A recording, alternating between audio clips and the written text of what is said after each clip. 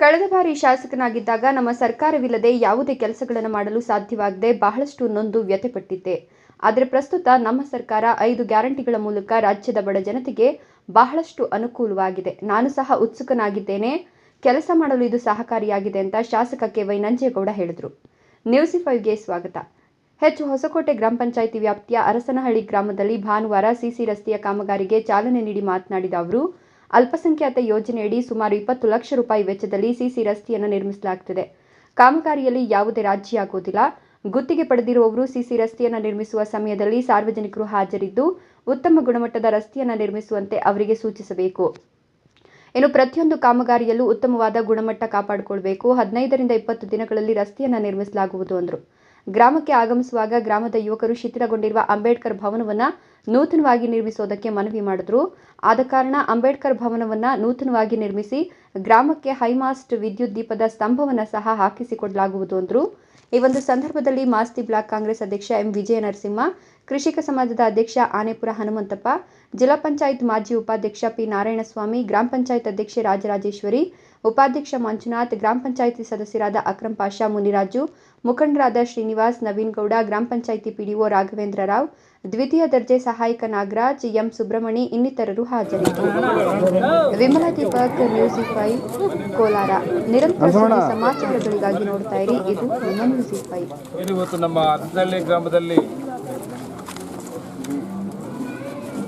Minority ಗ್ರಾಂಟಲ್ಲಿ 20 lakh ಕೊಟ್ಟಿದ್ದೀನಿ.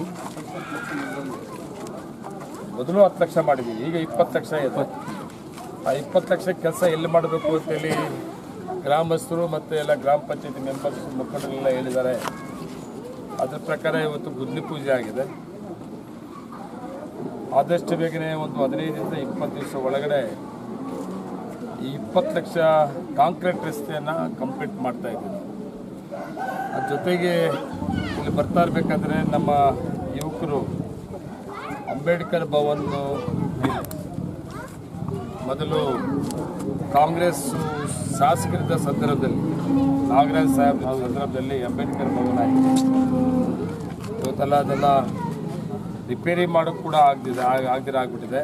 ಒಂದು ಹೊಸ ಅಂಬೇಡ್ಕರ್ ಭವನ್ ಬೇಕು ಅಂತ ಕೇಳಿದ್ದಾರೆ. ನಾನು ನಮ್ಮ PDO ಇಲ್ಲೇ ಹೇಳಿದ್ದೀನಿ, ಆ 9 10 ಕೊಡಿ ಅಂತ. ಅಂಬೇಡ್ಕರ್ ಭವನ್ ಕೂಡ ಮಾಡಿಸ್ಕೊಡ್ತೀನಿ. ಅದ್ರ ಜೊತೆ ಒಂದು ಐಮ್ಯಾಕ್ಸ್ ಲೈಟ್ ಬೇಕು ಅಂತ ಅಲ್ಲೇ ಕೇಳಿದ್ದಾರೆ. ಐಮ್ಯಾಕ್ಸ್ ಲೈಟ್ ಕೂಡ ಮಾಡಿಸ್ಕೊಡ್ತೀನಿ. ವಿಶೇಷವಾಗಿ ಅರಸನಹಳ್ಳಿ ನಾನು ಕೆಲಸ ಮಾಡಬೇಕಾದ್ರೆ ತುಂಬ ಹುಮ್ಮಸ್ಸಿರ್ತದೆ. ಯಾಕಂದರೆ ಮೊದಲಿಂದ ಅರಸನಹಳ್ಳಿ ಗ್ರಾಮಸ್ಥರು ನನ್ನ ಬಗ್ಗೆ ಭಾರಿ ಗೌರವ ಇಟ್ಕೊಂಡವ್ರೆ, ನನಗೆ ಸಹಕಾರ ಕೊಟ್ಕೊಂಡ್ಬರ್ತಾವ್ರೆ. ಮೊದಲು ಶಾಸಕನಾಗಿದ್ದಾಗ ಕೂಡ ಒಂದಷ್ಟು ಕೆಲಸಗಳು ಮಾಡಿದ್ದೆ. ಈಗ ಮತ್ತೆ 2ನೇ ಅವಧಿಗೆ ಶಾಸಕನಾದ ಮೇಲೆ ಸರ್ಕಾರ ಇರೋದ್ರಿಂದ, ಕಾಂಗ್ರೆಸ್ ಸರ್ಕಾರ ಇರೋದ್ರಿಂದ, ಆ ಸರ್ಕಾರದಲ್ಲಿ ನೀವು ಉಳಿಸಿರೋದ್ರಿಂದ ಅರಸನಹಳ್ಳಿ ಒಂದಲ್ಲ ಮಾಲೂರು ತಾಲೂಕನ್ನು ಅಭಿವೃದ್ಧಿಪಡಿಸೋದಕ್ಕೆ ಒಳ್ಳೆಯ ಅವಕಾಶ ಸಿಕ್ಕಿದೆ. ನಿಮ್ಮ ನಂಬಿಕೆಗಳಲ್ಲಿ ಒಂದು ನಂಬಿಕೆ ಉಳಿಸ್ಕೊಂಡಿದ್ದ 5 ವರ್ಷದಲ್ಲಿ ನಂಜೇಗೌಡರನ್ನ MLA ಮಾಡ್ಕೊಂಡ್ರೆ ಬೇರೆ ತಾಲೂಕು ಹೋಗಂಗಿಲ್ಲ, ಹುಡ್ಕೊಂಡು ನಮ್ಮ ತಾಲೂಕಲ್ಲಿ ಇರ್ತಾನೆ, ಬಾ ಅಂದರೆ ನಮ್ಮೂರಿಗೆ ಬರ್ತಾನೆ, ಬೇಕು ಅಂದರೆ ಸಿಗ್ತಾನೆ. ಬಡವರು ಕೂಡ MLA ನೋಡ್ಬೋದು, ಶ್ರೀಮಂತರು ಮಾತ್ರ MLA ನೋಡ್ಬೋದಾಗಿತ್ತು. ಕಾರು ದುಡ್ಡಿರೋದು ಬೆಂಗಳೂರಿಗೆ ಹೋಗಿ ನಂಜೇಗೌಡರು MLA ಮಾಡ್ಕೊಂಡ್ರೆ ಆ ಬಾಧೆ ಇರಲ್ಲ ಅನ್ನೋ ನಂಬಿಕೆ ಇಟ್ಕೊಂಡು ಮೊದಲನೇ ಅವಕಾಶ ಮಾಡಿಕೊಟ್ಟಿದ್ದೆ. ಆ ನಂಬಿಕೆ 100% ಉಳಿಸ್ಕೊಂಬಿಟ್ಟಿದ್ದೆ.